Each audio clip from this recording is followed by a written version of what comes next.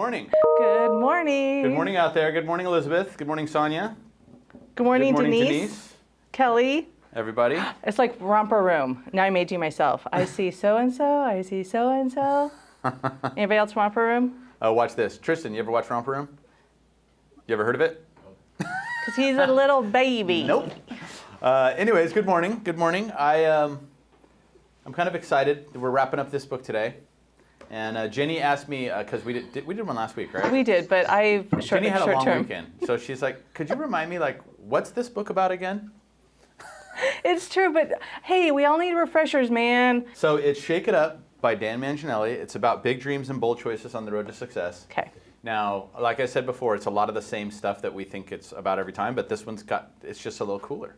I like it. All I right. like it. Okay. So I'm glad Steve Batiste is on. I'm glad Denise is on because we're going to get into some weird stuff today. It's about to get weird. It's about to get weird, guys. It is. It's Hold about on to to your get hats different. and glasses. Adam also F-bombed me this morning. He did. And so he will be my, what am I going to call him today? He's Maybe the butt of submissive every and joke. Yeah. Don't say it. Yeah, we'll do that. Okay, and then, yeah. So the first question I have for you, Jenny, and then we're going to go straight to Steve Batiste right out of the gate. All right. What did you want to be when you grew up? I wanted to be a roller disco queen or a stewardess. A roller disco queen. Yes. You mean it, don't you? I am. It is written in my 3rd grade. I have it. Yes. You wanted to be a roller disco queen. You know, that's so funny because, Steve, isn't that what you wanted to be? Oh yeah, for sure. You'd be good. We could have been a duo, man. That's right. Steve and I Jenny. tried on the skirts, and I don't have the legs for it, man. So I had to give that dream up. That's pretty funny. Me too. What did you want to be, Steve, when you were little? When I was a little kid, I wanted to be a truck driver. Really? Yeah. Have a Yeah, because convoy. when you drive down the road and you pull the, Right? you know what I mean? Yeah. So Nobody that was waves kinda at you? cool. Yes. All right. Okay. Sonia, what did you want to be when you were little? A judge. A judge. Uh-oh. Well done. All right. Well, you're very judgy, so I guess it kind of worked. I was going to say, you lived up to your dream. Adam just said she's living her dream. I just wanted to tell people where to go and what to do. Well, There you go. That's right. That's right. Denise, what did you want to be when you were little? Large animal veterinarian. A large animal Aw. veterinarian. Okay. And I did work with one for a few years. I like and it. decided, no, it's too sad. Oh. That's all right. That's all right. What about Elizabeth Matos? What do you want to be? Got to unmute. Let's There it see. is. I think I wanted to be a dancer. Yep. See, we could have done it all together. It could have been amazing. So look at this. We could have had truck drivers and judges and dancers And Denise could have fixed our rollerblade queens. Yeah. Roller skating, rollerblading. How old? I'm much older. What about you, Chuck? What'd you want to be? I wanted to be a stand-up comedian. You made it. I saw Richard Pryor when I was a kid, and I'm like, I want to be him. He's successful. Oh, that's great. But yeah. But anyways, I thought it was interesting because it talks about the book kind of talked just this little section, but I wanted to blow up on it because I liked it, and it just talked about now grown-up dreams. And what I mean is, so when you got a little bit older, like when you were 19, what were your dreams of what you wanted your life to look like then? So I'm asking you that, Jenny. So 19 to 21. I was in a different place than most people at 19 to 21. That's right. Let's hear it. I had 2 kids. I was married with 2 kids. I did own a home by then. I just wanted normal. I wanted normal. That's cool. I wanted my kids to be healthy, and I wanted a boy, so I wanted one more kid. So the roller skating went out the window by 19. Yeah. Okay. All right. Sonia, how about when you were like 19? Did it change for you? Yeah, that's when we got married and started traveling around the world and doing all sorts of crazy things. All right. But what did you want to do around 19? Did it change for you? Did it change? Well, yeah, when I got married, I couldn't be a judge anymore. Isn't that funny though? But could we have? But yeah, no. But that's interesting. It was a different time. Yeah. You have to remember, it was a different time. Now women we can do it all. I'm not trying to be that feminist person, but right? It was a little different. It was a little different. We still couldn't go right to college and all of that with our baby in tow. Exactly. I was told I wanted to be a judge or an engineer, and I was told, no, you need to go to secretarial school, get your job, so you'll always have a job and always be able to take care of yourself. I've heard the same thing from another friend of mine, and she wanted to. She had big plans, and her dad made her go to Cosmetology school? Cosmetology school instead. Well, we had to have a skill set. Yeah. You know? Right. Yeah. Right. Interesting. Okay. Well, I mean, so it's just the book kind of talks just about the difference between how we define success when we were kids, to how we define it as we got a little bit older, to how we define it when we're in our 20s and then our 30s and all those sorts of things. And again, I'm expanding a little bit, but you know, what about now? And if you were to look at it now, because I was talking to somebody the other day, somebody that I'm very close with, and she told me, I don't feel like a grown-up. And I'm like, what? You don't feel like a grown-up? And how many people out there don't feel like they're grown-ups still? They still feel like they're kids. Half you know the what I mean? time, sometimes. And that being the case, you know, I mean, do you have any aspirations still, Jenny? I'm going to ask you to spill them. Like, is there still something that you'd like to do? Or is it like way too personal? Or is it like, I want to run a show without Chuck and I want it to blow up? There you go. You're on to me. You got it. You're the interviewer. Right? No, I thought of something today. Like things are coming on my bucket list. You know, places I want to go or like things I want to do. Like Christine Gonzalez, she's probably not on here because she's in New York, but she's going to all these places that I've always wanted to go to. But I'm like, when I go there, what do I do? Blah, blah, blah, blah. And I'm like, oh, I'm just going to follow Christine Gonzalez's thing when she, you know, that type of thing. Bucket list. Yeah. So you're starting to put together the bucket list of all the things you want to get done. Yeah. In a sense. In a sense, but I'm not, it's more, I don't want to think of it as like when I'm done, I can pass on to the Rainbow Bridge or anything. It's more like, let's do this while we can. Let's have fun. Right. Okay, well, Absolutely. I'm going to jump back real quick. Becca. I'm going to hit Becca, and I'm going to hit Michael Wysocki. But I'm going to start with Becca. Becca, what did you want to be when you were little? I wanted to be a Mouseketeer. Of course. Of course you did. Well, I mean, as a title rep, you kind of are. Yeah. I mean, so. I love that. Thank you. Yeah, all you need is a pair of ears, man, and you're in. I'm bringing I them. mean, that is probably why I love Disneyland so much. Well, there it is. Michael Wysocki, how about when you were little? What did you want to be? I wanted to be a weatherman. Meteorologist. Yeah. Isn't it crazy how different everybody is? It's so good. So, you know, That's so good. Look, there's a storm going across the east. That's so good. And you see the clouds moving, you want to do that whole thing? I like that. That's great, Michael. I think it's fantastic. Let me see who else do we got in here. I'm curious to hear some more people. I see Lori Robinson is on here. I'm going to ask Lori Robinson and Mike Duffy. Lori, when you were a kid, what did you want to be, Lori? Chuck, I wanted to be an attorney.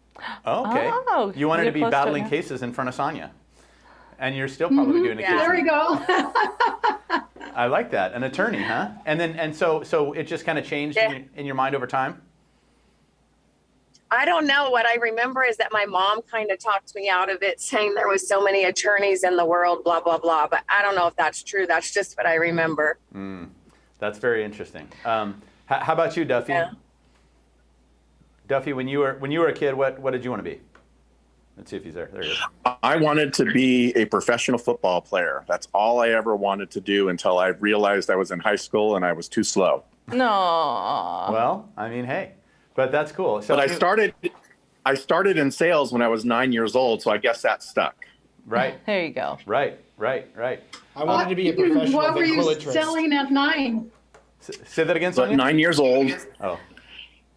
At 9 years old, I wanted to go to YMCA camp, and we were kind of a very middle-class family. My mom did not work outside the home.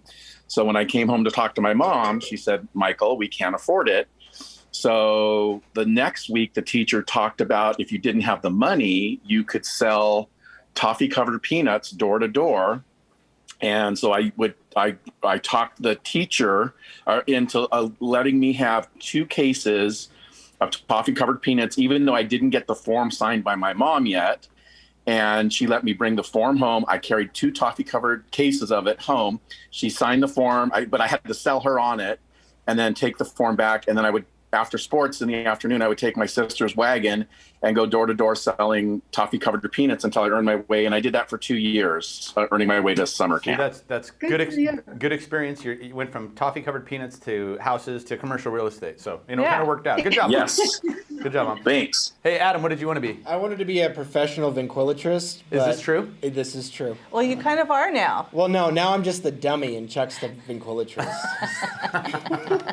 But it's so funny because I feel like you're a puppet all the time when I'm on the show. 'Cause you're Exactly. like, you'll turn my mic down. No, I feel like he's right up there Yeah. telling us what to say and Yeah. do. How about you, Tristan?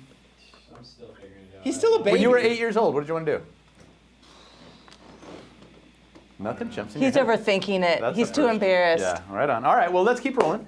Anyways, so they say that when the first thing you pick, like, Steve picking a truck driver or whatever, it was the beginning of how we first viewed ourselves.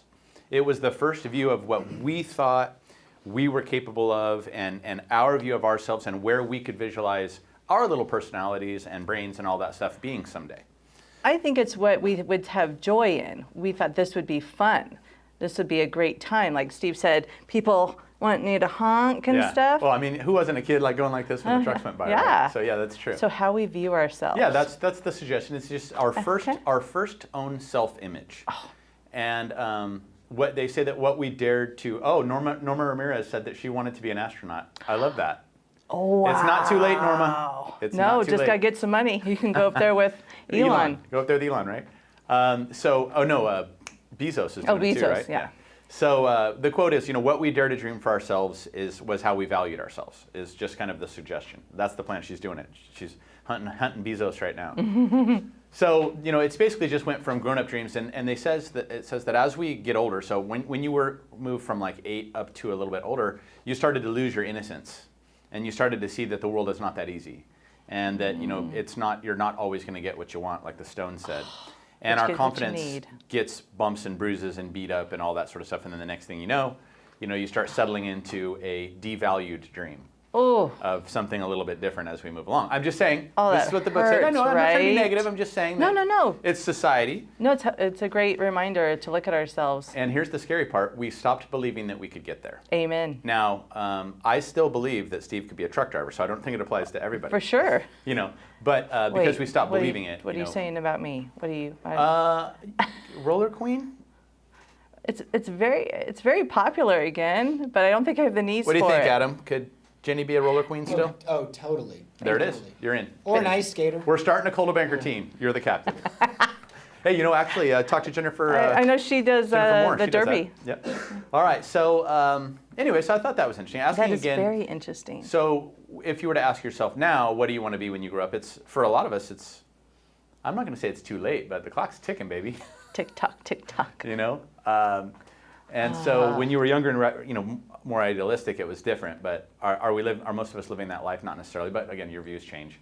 But it says that and a lot of us right now, we've become complacent, is what it says. So instead of chasing after those dreams, because honestly, Sonia could still be an attorney. I was just going to say, she could totally still, Be a judge, I'd vote if you're for. 50, 60, 65, 70, you probably are still going to live another 20 years. You got 20 years, Sonia. Let's go. But maybe it's time to redefine our dreams again, is what it was saying. Even no matter what age we're at, it's a priority check. It's time to take another look back and say, is it too late to go do what I want to do? But for me, and I'm going to see if a lot of you guys agree with this, I think a lot of us choose not to chase our dreams because instead we're chasing money. And we're chasing the safety and security that comes along with money. Does that make sense? And I'll bet you that my friend that went to be to cosmetology school and all that stuff, that was quick money though. She was in school for like 6 to 9 months. Boom, she was making money. Whereas if she had gone the other route, it was 7 years of medical school and all that sort of stuff.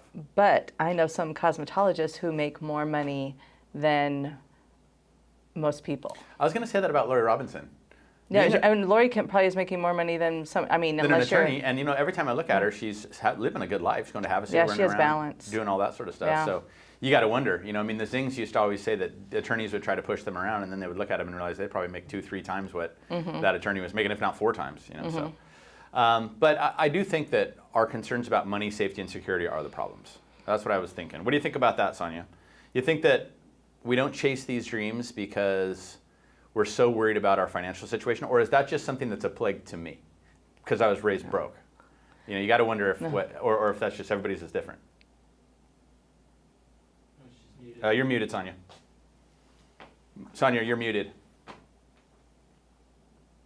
Well, Looks like we lost her. she'll figure out. We lost you, Sonia, for some reason. I want to see if anybody else. I'm here. Oh, there you are. Oh, Go there for she it. is. can hear her. We Oh, hear her. All right, you just aren't paying attention, Chuck. that's Adam. That's Adam right there. You know what? Puppet. The kidding. puppet master. Go ahead, Sonia.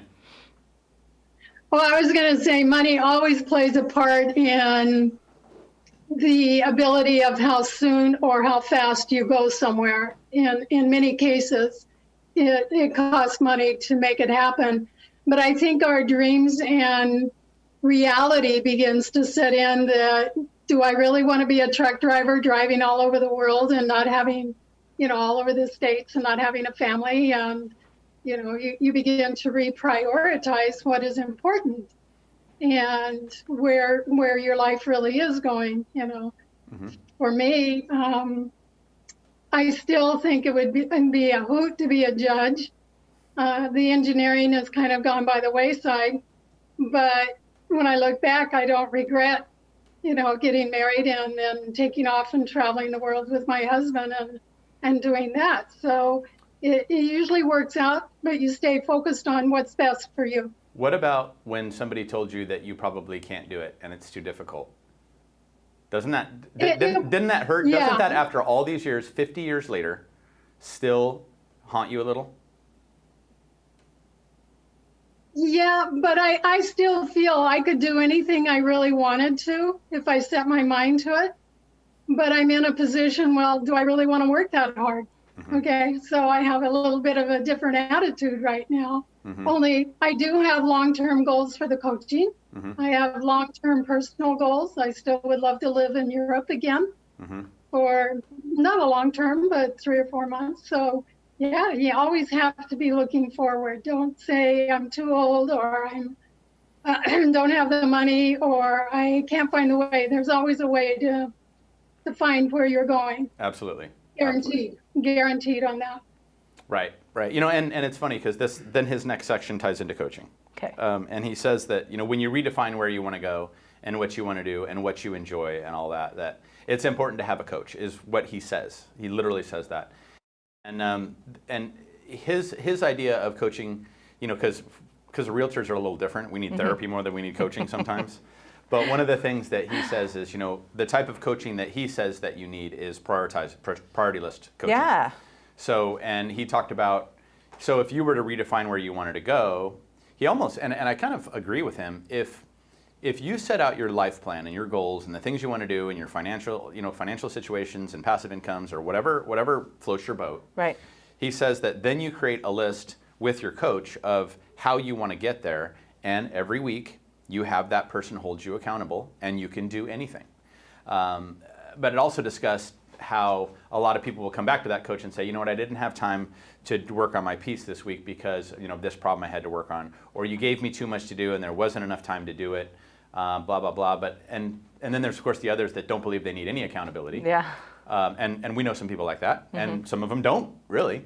But it suggests if you don't get a coach, somebody that's going to hold your priority list, find a friend or an accountability partner or even someone that you respect that's living the life that you want to live, and call them, set appointments, ask to meet with them once a month, do whatever you need to do, and then mirror and mimic them, get advice, rip off and duplicate everything that they do. So you could still be a roller queen if you could find a friend. No, I totally that could. is one. And I have friends who have skates, but I think it's a more big picture. But so anyways, I thought that was cool. And the next, so that was the section on what do you want to do and where do you want to be when you grow up.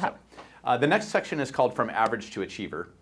And this one, and again, he's not negative, he's more calling people out. Oh, okay. A man or woman can fail many times, but he isn't a failure until he begins to blame somebody else. Oh, that is amazing. So basically, when we fail or when something happens, generally we immediately like to blame somebody else. And I'm going to give you a little background now. So he says that the masses, remember how we talked about 80% of the masses and 20% of the doers on the planet? The masses spend their lives dealing with obstacles in front of them daily. So here's the obstacle. This is what I got to get past. This is what I got to work through. This is it. Whatever. But the great ones look inside of every obstacle and look for the opportunities. And again, I've got that friend, who and down in San Diego. And whenever the market changes, for example, he's excited about it. Because he's like, wow, can you imagine the opportunity when this market changes? There's going to be this, there's going to be that. And even for me, like, I think when this market changes, which it will, I have absolutely no doubt that, especially with what I know now, it's going to be scary because I didn't know what I know now last time. Right. So when this market shifts south, and if you guys have some cash in the bank, you can, that's when millionaires are made. But it's that type of mindset, that looking at those obstacles and the things that occur and looking for the opportunities in those is the key. And I believe that. So he says obstacles are stepping stones, every one of them. I think we can shift that 20%. And also, I don't want any of us who are part of that 80% to feel less than. Are you lumping yourself into that 80%? I get really offended by that 80%, I'll be honest. I don't know Talk if to the anybody economist else that does. wrote it, not me. But that knowledge that we all learned from 2007, 2008, I really think we're going to be able to help so many people not make the same mistakes that so many of our other friends did during that time. And I hate to change the subject, guys, but the investment dinner, I think, is really going to be a recap of what we need to be thinking about and what we need to be preparing ourselves for and what we need to do. Because we need to remind ourselves of everything that we went through last time. What were the awesome plays? What were the plays that we had to fold, or the hands we had to fold? Like, it's really going to be great. I am so excited about getting everybody's mindset prepared for the next chapters because, of course, this isn't going to last forever, right? But anyways, I'm getting off. Okay, sorry. But I'm talking about opportunities inside obstacles. Yeah. So, Henry Ford said, obstacles are those frightful things you see when you take your eyes off your goal. Because if you know where you want to go, these things are all scary in the way and you don't go there because you're so scared of all these things. He's saying just don't even look at those and go there. I like that. I like that too. And again, the big thing he says is avoid the blame game. For example, somebody spills wine. I wouldn't have spilled that wine if you wouldn't have moved that chair. Yeah. I've yelled at the kids about stuff like that. Like, why did you move that over there? Blah, blah, blah, blah. So it just goes on and on about the blame game and excuses. And says that achievers take a look at the challenges, take responsibility, whatever the outcome, and find ways to win despite the situation. I love that. Where average people, I'm not referring to the masses. Okay, I'm afraid to say masses now. You should. Average people quit. Okay. And I accept that. The good part is, for what he's saying in this book, is it thins out the competition. Thins out the herd. So, for example, if we quit this show, right, somebody else may pick it up. This is true. And do something else. Or if you guys quit selling real estate, and I can tell you this from personal experience, I quit selling and started focusing more on the company. All of a sudden, all my business was gone, and somebody else picked it up. So whatever you quit at, it just means that the next people who are more competitive are going to come take it. So make sure you're doing what you want to do, what you enjoy doing, because it's going to be hard to go back. If it was easy to win, by the way, everyone would be doing it. That's true. The next section is, are you the best kept secret in business? Yes. Okay, so you are. I believe you are, by the way. This is my favorite quote of the whole book. You ready, Sonia? Favorite quote of the whole book. Okay. This is from Thomas Edison. Okay. And he said, opportunity is missed by most people because it's dressed in overalls and looks like work. Opportunity is missed by most people because it's dressed in overalls and looks like work. Do you guys know what I'm saying out there? Corey Bryant, are you listening? What that means is that when it looks like work, we don't want to do it, and so the opportunity doesn't. We don't take it. You know what I mean? I'm not picking on you, Corey. I'm just making sure. No, she was out hustling this weekend. Oh, I saw her. For sure she was. And so if you're talented in this business, for example, do other people know it? Do other people know? And that's what's cool about social media. Is like you just said, Corey was out working this weekend. Yeah, I only know because she posted it. Right, yeah, but totally. I saw it too. Yeah. So your people are seeing it too, Corey, right? So this is a cool world with social media because you can show what you're good at. You can show your talent. We can use it for the power of good, right? Not for evil. Well, and you don't have to prove any. I mean, you don't have to like do it by running out and meeting a million people. They can see what you're doing online. And you can share your talents. Obviously, Corey's willing to work, And then I think she had a party with a bunch of kids, a bunch of different stuff, and then boom, she's back to work. So, by the way, nice mix of your social media. But and then it starts to talk about your gifts and talents. For most people in this business, the successful people, it's their knowledge, their dedication, and doing the right thing. That's really what it is. So what are your talents and gifts? Let's ask a few people. Yeah, let's ask them. So what are your talents and gifts, and how can you be sure that they are your talents and gifts? So go ahead. Since we already hit on Corey, let's start with Corey. So Corey, I want you to toot your own horn, and I want you to tell me what your talents and gifts are. Well, I have a gift of talking. I mean, it's pretty easy for me to just, connect and have that small talk for the most part. Talent, what am I talented at? Those are pretty good. I'll take that. Yeah. Connecting people and the ability to small talk is good. No, I think that's good. Yeah. You got this. Something that's not really that teachable, I guess. I mean, I could be better. Everybody can. Okay. All right. I don't. You think about it. I'm going to ask Steve Batiste. Steve Batiste, what are your talents and gifts, dude? I don't know. I think like I have like I'm right brain, so more creative thinker. I feel like I connect with people really quick. Yep.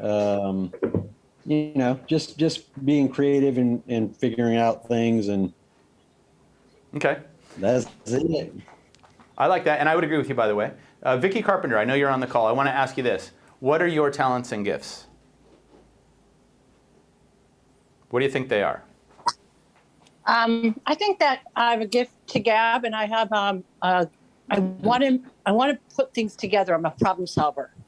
I love trying to solve problems, whether they're real estate or otherwise, whether it's family. So I guess I'm kind of a peace person.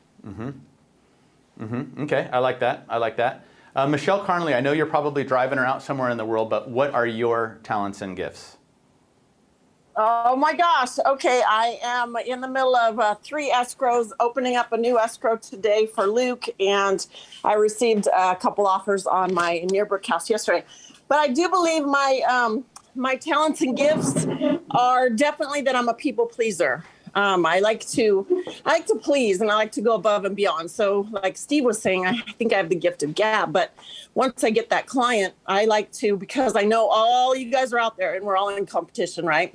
But I want to be the best that I can be. So for example, I get the windows washed before I get the pictures done. I always try to go above and beyond. Okay. I bring Febreze to my open house like I did yesterday, clean it all down, sanitize it, spray it, I like it. I believe, if you go above and beyond the call of duty, and then people see that and they recognize you and word gets out. And that's why I got 2 referrals over the weekend for 2 more houses to list, because thank you. Neighbors are talking. They're like, Michelle Carnley's awesome. Like, who wouldn't use her? So I love that. But I think being a people pleaser and really trying to, please people by going above and beyond, because I don't want to fail. I hold my own standards so high that I don't want to fail. And I always try to go above and beyond.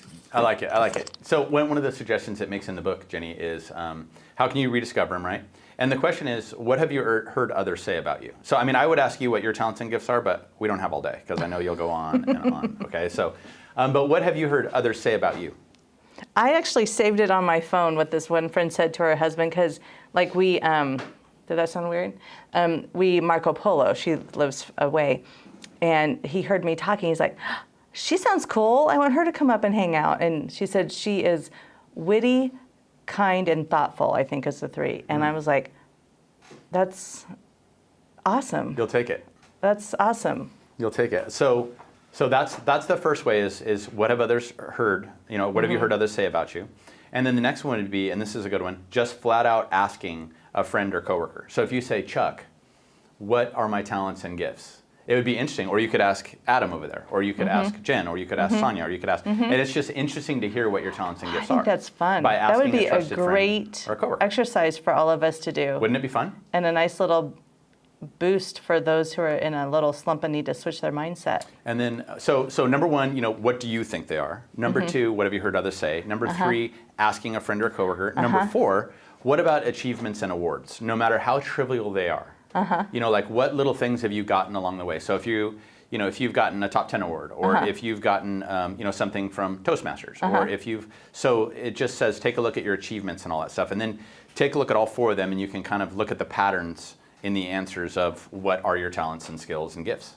And really that's it. And I mean, he didn't go into it, but it would be fun to discuss, what are your biggest issues? Ooh. What are your problems? Yeah. What would people say is like, you know, makes you the biggest pain in the ass too? Ooh. That'd be nice, but we won't go there. We're not No, no, and also that makes you think more about that stuff, or unless you're willing to change it. Right, right. So now that we kind of have an idea of what our strengths and talents are, it says that the biggest problem is, so we know we have strengths and talents, but the biggest thing comes next is, what about self-doubt? Yeah. Which is, I think, the number one thing. You know, my self-doubt may be, I'm afraid I'm going to go broke, or somebody else may have something, you know, a little different, or, you know, daddy's not going to give me enough hugs, or, you know, whatever it may be. But and then they throw out a couple things of how to avoid that self-doubt. So number one, we've talked about a million times, and I'm sorry to go through these again. No, important. No, it's good. Cut negative people out of your life, and, you know, identify those people that are dragging you down. And do you know who they are and who we need to be avoiding? I don't feel like I have any in my life right now. Maybe you've already done that. Yeah. Maybe you've already moved from here to here. I can't get rid of Adam. I'm kind of stuck with him. So what do I do? Wow. So cut negative people out of your life. Number two, understanding that the road will not always be easy. The path's not always smooth. You're going to get your ass kicked. We are. And trust me, everybody. Tristan, hold on to your hat, dude. Yeah, hold on to your hats and glasses, buddy. All right. Number three, of course, turning obstacles into opportunities. We talked about that. My plane is late. Well, instead of crying about it, whining about it, why don't you go meet some new people? Why don't you go have a beer in the airport bar and see who you meet? See what adventures come about. That sounds horrifying. Things happen. Oh, really?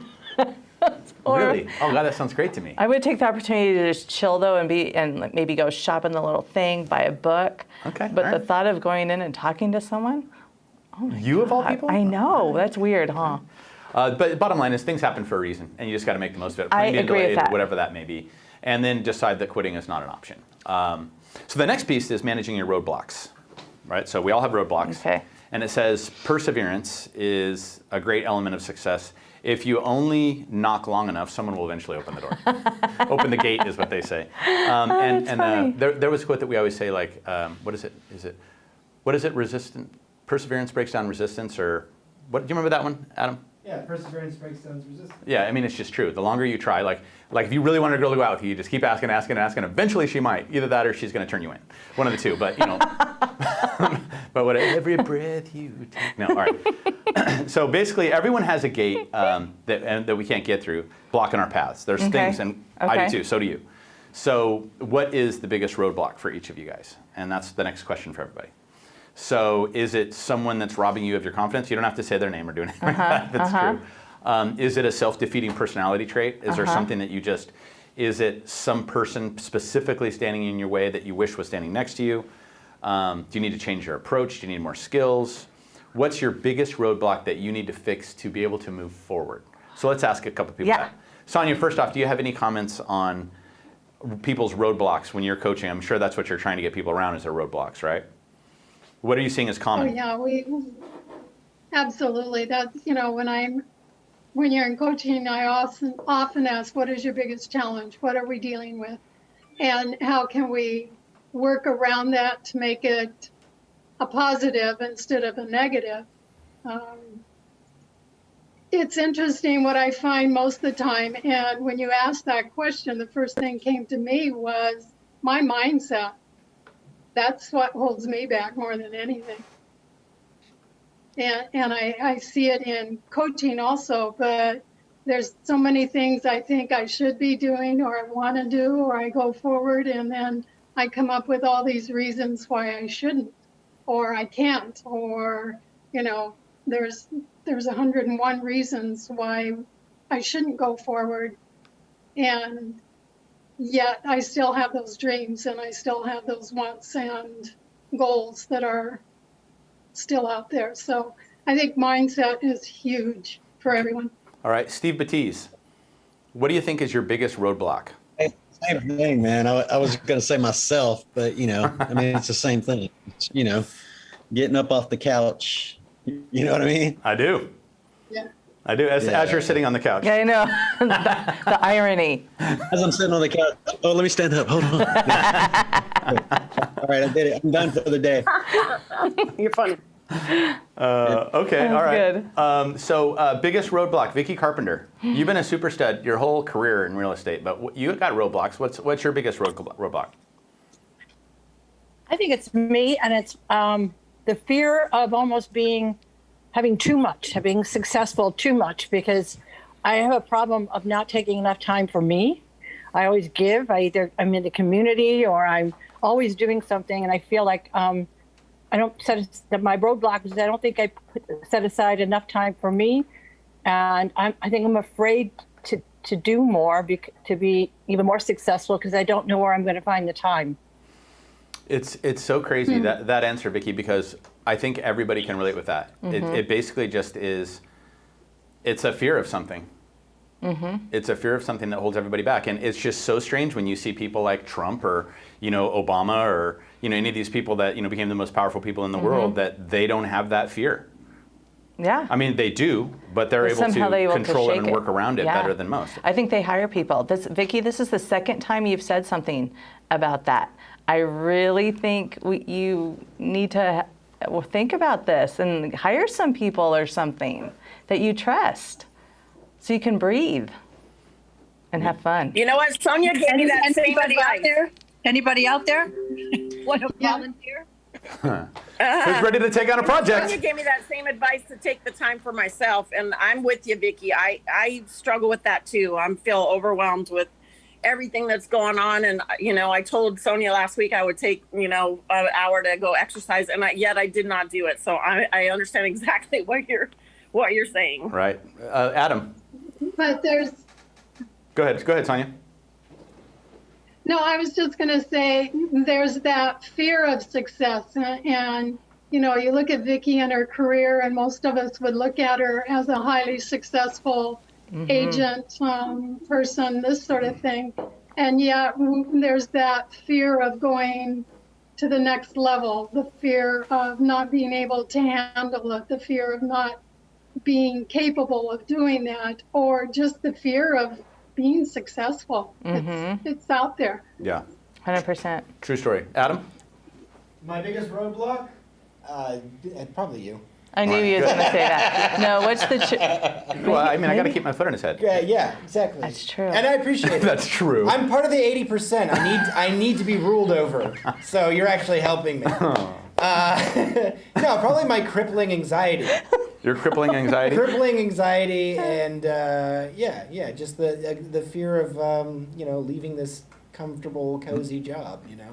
Right. So. We got to make sure that fear remains. I know. You That's got what to I was make just sure that gonna fear remains. keep that foot on his neck. Also, TikTok. TikTok is just crushing me. You've been serious? Oh yeah, it just takes You up have to all get your off of time it. You got to get off of it. Why is TikTok crushing you? Well, no, just not. I mean, not His TikTok, time. but any Netflix, YouTube, all the just all the screens. All the screens. I think that's a little bit. That's more of the millennial piece. I think that we shouldn't underestimate what he's saying, the importance of what he's saying. Yeah. Because that probably is a life sucker for a lot of your generation and for the Gen Zs and all that sort of stuff, right? Absolutely. We That's very spend interesting. all of our time in front of a rectangle, a screen. It's true. So. It's true. So, but the bottom line is we have to learn to work around the managing roadblocks, whatever Yes. those fears are, Yes. right? And that's the key. Okay. And what are you gonna do? So, all right. So that's that piece. Is just I was curious what people's are, and I love think it. by identifying it, it tells you, okay, cool, I need to move past this. I know one of mine for the longest I was time going to ask, but I was scared. was not being willing to delegate. I wanted to do everything myself, and now I've delegated was everything just away. I have nothing to do. Just going to say, I can't imagine you not delegating. I know. Now I just You're the king of delegation. I'm not sure what I do all day, but anyway. So the next section is winding up and winding down. Winding up to wind down. Okay. And it starts out with a Shakespeare quote: "Better 3 hours too soon than 1 minute too late." Okay. Better 3 hours too soon than 1 minute late. So some days, have you ever noticed that there's plenty of time to get things done? And then on other days, you just feel like, where did the time go? It's 2:30. I have so much to do. I'm never going to get this done. And that being the case, it talks about the vacation factor, which I think everybody, especially in real estate, can relate with. Have you ever noticed that when you're going to go on vacation, you get very, very busy before you leave? Yes. And it's everywhere across the board. And finally, this is the first explanation I've ever seen of why you get so busy before you go on a vacation. Okay. So number one, you know that you have tasks that you have to get done now because if you don't get them done now, you cannot do them while you're on vacation. Okay. So now you can't put that call off till tomorrow. Oh, I'll do this later. Oh, I'll get to that. So you do it all. You get extremely organized and almost in a zone of completing these items, whether it's packing your stuff or doing whatever it may be. And so you're so organized in getting those things done that it sparks your business, because you have taken care of so many different things that you knew you couldn't do later, because generally we're pushing things off into the next day, which is why we're all sloths. Yes. Okay, Yes. so, and it comes back to that, either you control your day or your day controls you. And then he referred to the Steve Miller song, time keeps on slipping into the future. And it just talked about, it's going to continue to slip, but if you could live your life in a way that you're pretending you're going on vacation tomorrow and you got to get everything done and you won't be able to get it done for the next week, how successful you would be knowing I'm leaving today, Jenny, so I'm not going to be here Tuesday, Wednesday, Thursday, Friday. What things do I need to get done for those days? And you could probably get them all done in a day. And then your business sparks. Does that make sense? Yes. You guys with me on that, Sonia? I think people just get super organized and super dialed in. Yeah.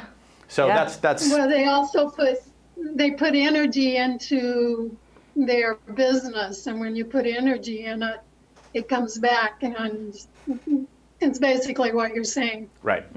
Right. And so that's that. I don't know if anybody has any comments on that, but I mean, it's just the way that it is, just an observation.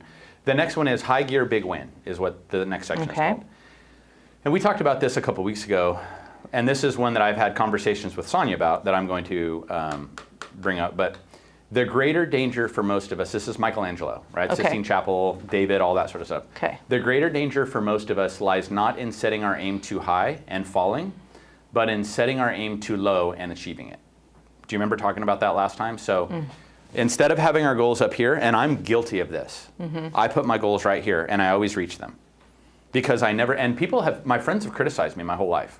Like, dude, why is your goal to buy one rental next year, or 2 rentals next year? Why don't you do 36 unit apartment complex? Like, why are you being such a pansy?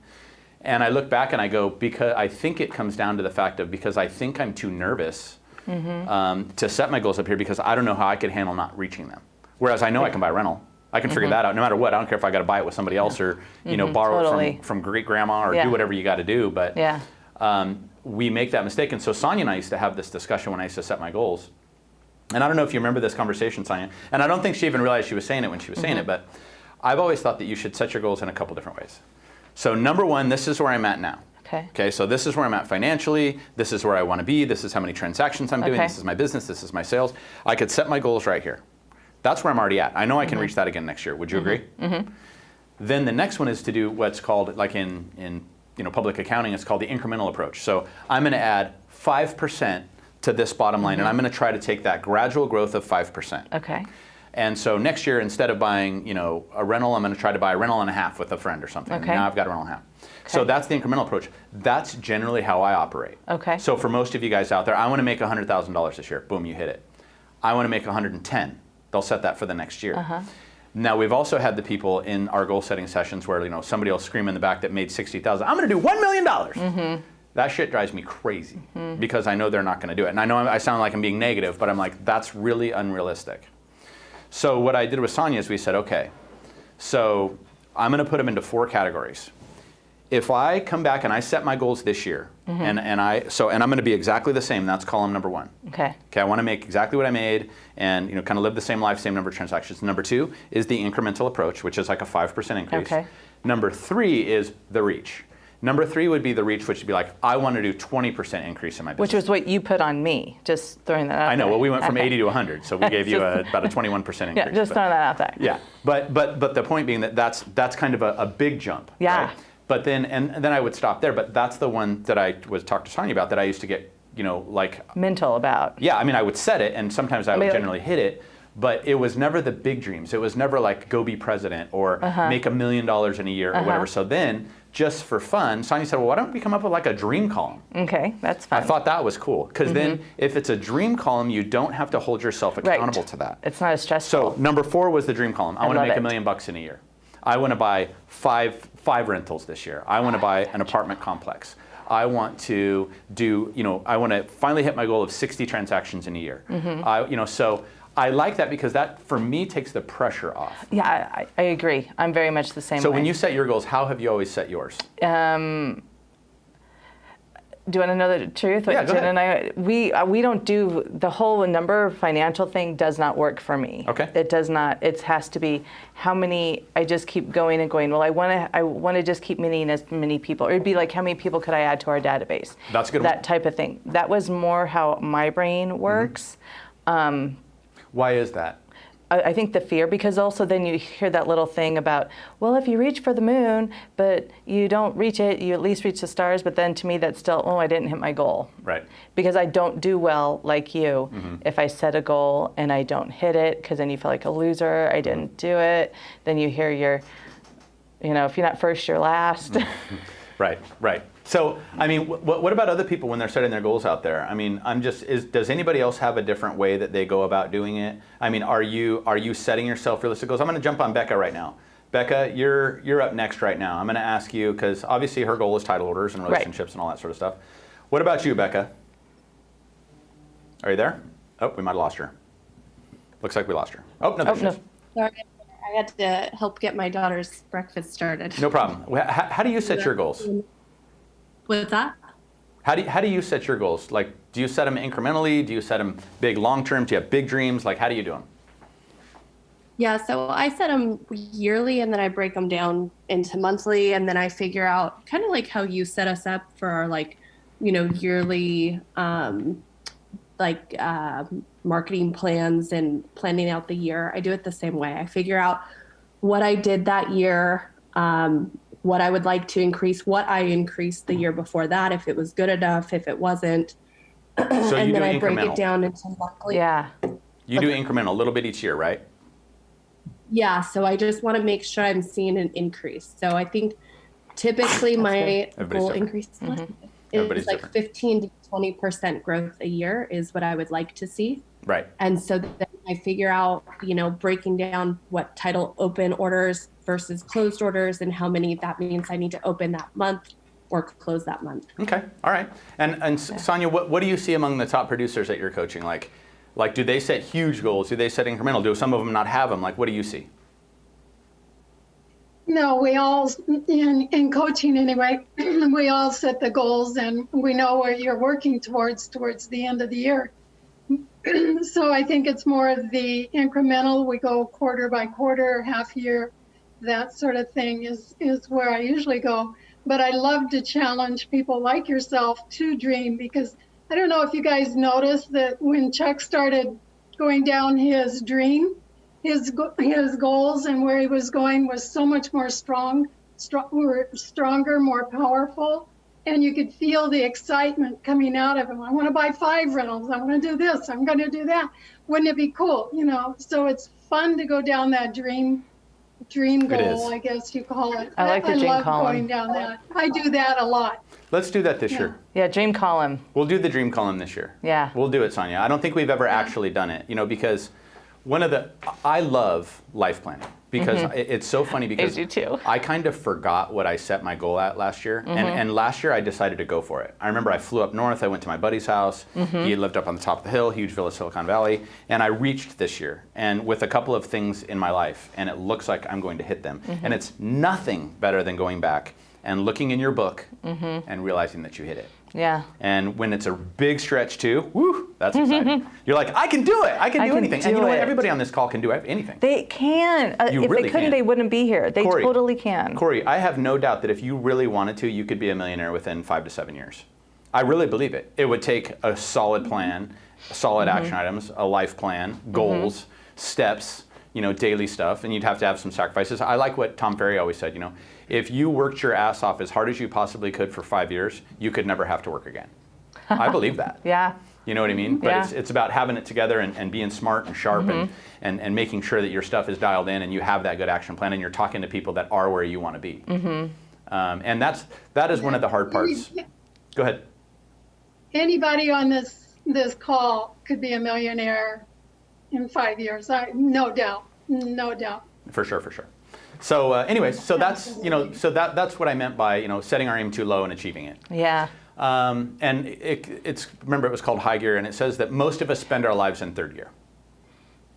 and that, have you ever been in a higher gear? I think at certain points in your life you kick into that high gear.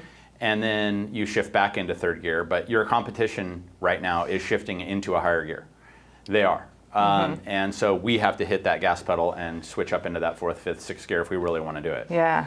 And then as we're kind of working a little bit closer, we're getting towards the end here, this is the last chapter, and it says what everybody says. Sorry to be beaten on this, Jenny, but plan your list, plan your life. And Mark Twain said this: I can teach anybody how to get what they want out of life. The problem is I can't find anybody who can tell me what they want. So, and I think maybe that's a little bit different in the world he lived in, because we're surrounded by real estate people and salespeople that set goals for themselves and set quotas.